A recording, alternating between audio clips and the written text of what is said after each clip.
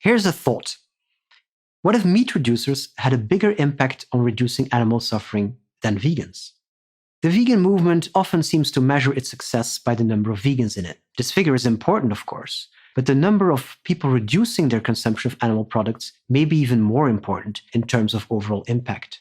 Meat reducers, or reduktarians, as they are sometimes called, play a crucial role in the vegan movement. Let me explain this by means of an analogy. In most countries in the world, gluten-free products have become quite popular in the last 10 years or so.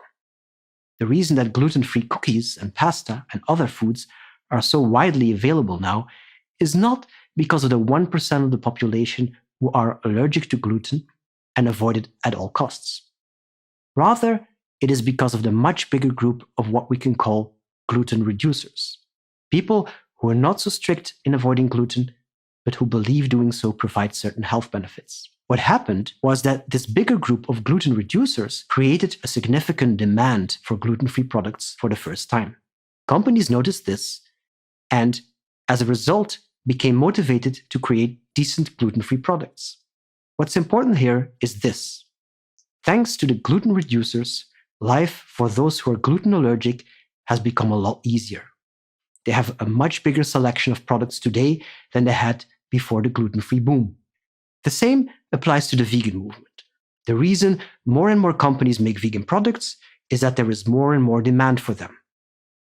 But this demand does not initially come from the very small group of vegans, which in most countries is still not bigger than 1%, but from the much larger group of meat reducers, which may constitute as much as a quarter of the population.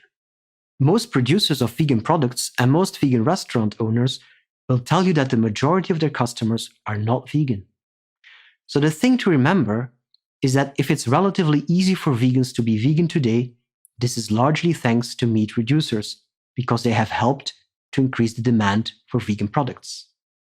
For most people, reducing their consumption of animal products is easier than going vegan. In your outreach, if you can tell that people are not ready to go vegan, ask them to reduce.